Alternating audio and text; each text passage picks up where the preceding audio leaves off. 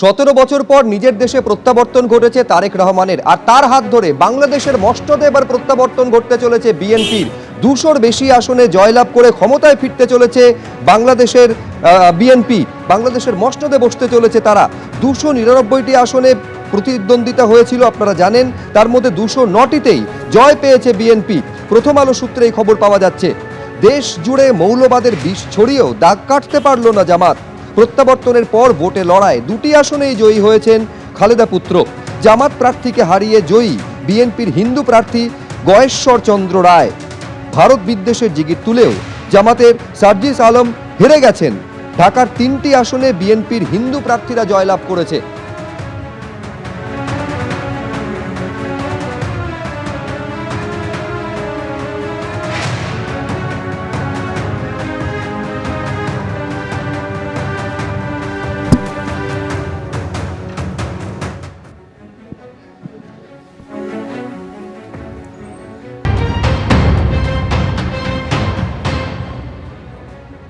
গুলশানে বিএনপির যে কার্যালয় রয়েছে সেখানে বিএনপি চেয়ারম্যান তারেক রহমান এই মুহূর্তে এসছেন এবং এখানে তিনি রয়েছেন। এখানে যারা জয়ী হয়ে প্রার্থীরা এসছেন তারা তার সঙ্গে দেখা করতে আসছেন।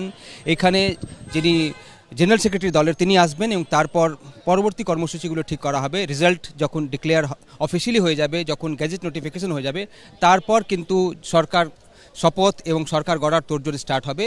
এখন যেটা আমরা জানতে পারছি কি, দেখুন ফুল নিয়ে এসছেন একজন, কোথা থেকে নিয়ে এসছেন ফুল? আসসালামু আলাইকুম রহমতুল্লাহ।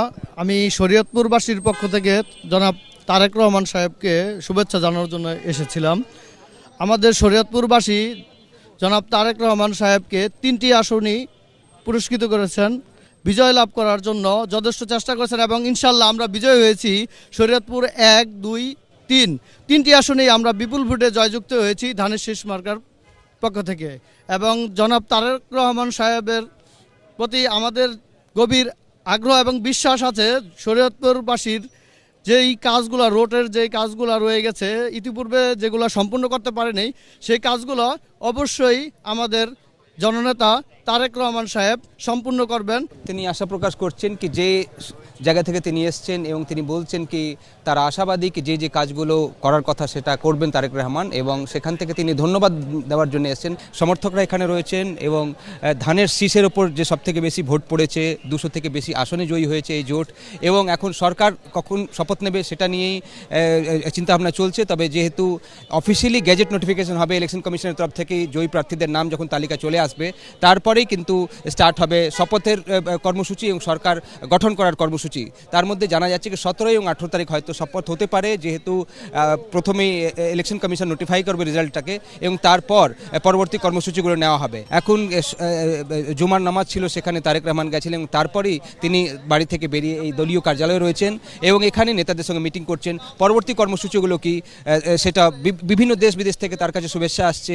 প্রধানমন্ত্রী নরেন্দ্র মোদী শুভেচ্ছা জানিয়েছেন তার টুইট বার্তায়, সেটাকে স্বাগত জানানো হয়েছে বিএনপির তরফ থেকে এবং তারা বলছেন কি বিশ্বের বিভিন্ন নেতারা তাকে ইতিমধ্যে শুভেচ্ছা জানাচ্ছেন। রেসিপ্রোকাল হিসাবে তিনি সব রেসপন্ডও করবেন, সেটাও জানানো হচ্ছে বিএনপির তরফ থেকে। কেন জিতেন্দ্র কুমারের সঙ্গে বিজেন্দ্র সিং, এপি আনন্দ, ঢাকা। বাংলাদেশে অবাধ, সুষ্ঠু এবং শান্তিপূর্ণ নির্বাচন হয়েছে। ভোটে কোথাও কোনো গন্ডগোল, অশান্তি হয়নি। নিজের ভোট নিজে দিতে পেরে খুশি, পেট্রাপোল সীমান্তে জানিয়েছেন বাংলাদেশের নাগরিকরা।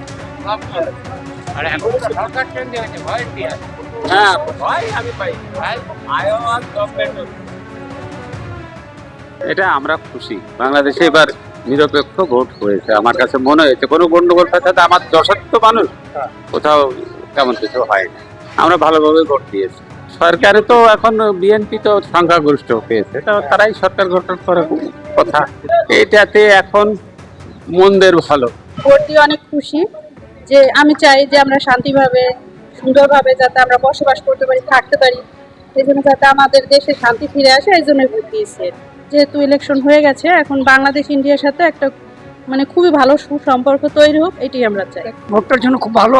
বাংলাদেশের মানুষ স্বতঃস্ফূর্তভাবে ভোট দিয়েছে এবং বর্তমান বিএনপি সরকার একক সংখ্যাগরিষ্ঠ পেয়েছে, এই জন্য আমরা খুব খুশি। আমরা চাই যে সম্পর্কটা খুব মধুর এবং আগের চেয়ে আরও মধুর হোক এবং ভালো হোক। অনেক খুশি হয়েছি এবং আমি ব্যক্তিগতভাবে খুবই হ্যাপি। এটা বলে বোঝানোর মতো ভাষা। আর আমি নিজেও ওখানে ছিলাম, দায়িত্বে ছিলাম, বর্তমান যিনি সরকার গঠন হতে যাচ্ছে সেই ক্ষেত্রে আমরাও কাজ করেছি। জি জি, অবশ্যই ভারতের সাথে হয়তো আমাদের একটা সম্পর্ক অবশ্যই হবে, কারণ একটা মিসআন্ডারস্ট্যান্ডিং নিয়ে বেশি দিন থাকা যায় তাই না। আমরাও চাচ্ছি ব্যক্তিগতভাবে সম্পর্কটা ভালো হোক, দু দেশের মধ্যে একটা মিলবন্ধন হোক, প্রতিবন্ধক। বাংলাদেশের জাতীয় সংসদে মোট 300টি আসন, তার মধ্যে 299টি আসনে প্রতিদ্বন্দ্বিতা হয়েছিল। এর মধ্যে 200-র বেশি আসনে জয়লাভ করে বাজিমাত করেছে তারেক রহমানের দল বিএনপি। 209টিতেই জয় পেয়েছে বিএনপি। দেশ জুড়ে মৌলবাদের বিষ ছড়িয়েও জামাত দাগ কাটতে পারেনি। প্রত্যাবর্তনের পর ভোটে লড়াই আর 2টি আসনেই জয়ী হয়েছেন বেগম খালেদা জিয়ার পুত্র তারেক রহমান।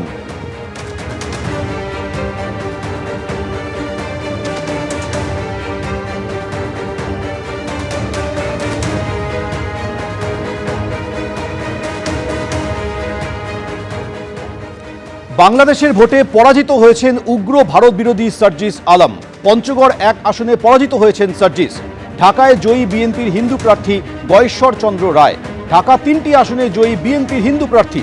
নিকটতম প্রতিদ্বন্দ্বীর তুলনায় 16,500 ভোট বেশি পেয়েছেন গয়েশ্বর চন্দ্র রায়।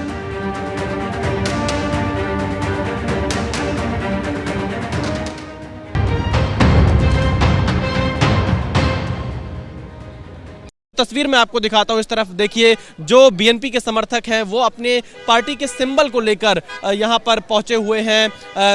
मीडिया से भी कुछ बातचीत कर रहे हैं उनके समर्थक।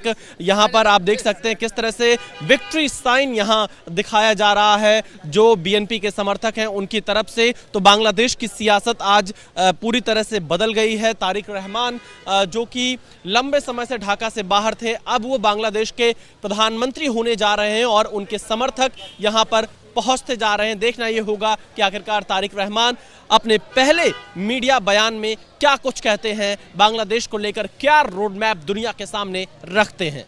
कैमरामैन जितेंद्र के साथ विशाल पांडे, एबीपी न्यूज, ढाका, बांग्लादेश।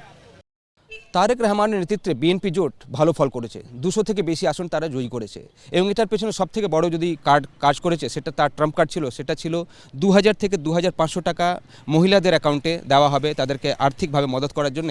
এই ম্যানিফেস্টোতে প্রমিস করেছিলেন তারেক রহমান যখন তিনি ম্যানিফেস্টো রিলিজ করেছিলেন বিএনপির। এবং তার সঙ্গে সঙ্গে তিনি যে মানুষের কাছে যে বার্তাগুলো নিয়ে গেছেন কি $1 ট্রিলিয়ন ইকোনমি করবেন বাংলাদেশের, বাংলাদেশ ফার্স্ট তার উদ্দেশ্য হবে, বাংলাদেশের জন্য কাজ করবেন। এবং তার সঙ্গে সঙ্গে মিশন টু 2030 তিনি মানুষের কাছে রেখেছেন যেখানে 1 লক্ষ লোককে নতুন চাকরি দেওয়া হবে। সেই প্রতিশ্রুতিগুলো তারেক রহমান তার ম্যানিফেস্টোতে দিয়েছিলেন। তো মহিলাদের ভোট অনেকেই পেয়েছেন, গেছে বিএনপির জোটের দিকে এবং এই 200 থেকে বেশি সিটে যে তারা জয়ী হয়েছেন সেটার জন্য সবথেকে বড় কারণ এই মুহূর্তে দেখা যাচ্ছে মহিলাদের ভোট। কেন কি অন্যদিকে ছিল জামাত জোট, সেখানে জামাতের তরফ থেকে যে বক্তব্যগুলো আসছিল তাদের নেতারা যে বক্তব্যগুলো রাখছিলেন যেখানে এরমও বলা হচ্ছে কি মহিলারা 5 ঘন্টা কাজ করবেন, এরম তারা আইন আনবেন। সেক্ষেত্রে মহিলারা যদি 5 ঘন্টা কাজ করার জন্য পারমিশন দেওয়া হয় তাহলে অনেক হয়তো তাদের জন্য এমপ্লয়মেন্টের ক্ষেত্রে অসুবিধা হতো। কোনো কোম্পানি কেন চাইবে 5 ঘন্টার জন্য কোনো কর্মচারীকে রাখতে এবং পুরুষরা 8 ঘন্টা কাজ করবে, এই ধরনের কথাগুলো আসছিল। এবং সেটা থেকে দেখা যাচ্ছে গতকাল আমরা যখন ভোটিং কেন্দ্রতে গেছিলাম সেখানে দেখছিলাম কি মহিলাদের একটা বড় অংশই চাইছিলেন, বার্তা দিতে চাইছিলেন কি তারা কোন দিকে ভোট দিচ্ছেন, একটা ইঙ্গিত আমরা পাচ্ছিলাম কি তাদের ভোট যাচ্ছে বিএনপি জোটের দিকে। এবং সেটাই এই যে ল্যান্ডস্লাইড ভিক্টরি হয়েছে সেটার সবথেকে বড় কারণ। তবে এই জয়ের পরেও বিএনপি তারা অ্যাপিল করেছেন তাদের সমর্থকদের কাছে কি কোনো ভিক্টরি জুলুস বের করা হবে না, কোনো বিজয় মিছিল করা হবে না, আজকে দোয়ার মেহফিল করা হবে এবং যারা জুলাইতে মারা গেছিলেন বা তারপরে মৃত্যু হয়েছে আন্দোলন করতে গিয়ে তাদের পাশে রয়েছে, তাদের জন্য দোয়া করা হবে, কোনো বিজয় মিছিল করা হবে না। তবে কবে শপথ নেবেন তারেক রহমান সেটা এখনও স্পষ্ট নয়। তবে 17ই ফেব্রুয়ারি হয়তো খুব সম্ভবত তার শপথ হবে এবং সেটার জন্য আমরা দেখছি যে পার্লামেন্ট রয়েছে এখানে, তার বাইরে স্টেজ বানানো হচ্ছে এবং সেখানে 17 তারিখ হয়তো তারেক রহমান এই ঐতিহাসিক ভোটের পর বাংলাদেশের পরবর্তী প্রধানমন্ত্রী হতে চলেছেন। কেন জিতেন্দ্র কুমারের সঙ্গে বিজেন্দ্র সিং, এবিপি আনন্দ, ঢাকা।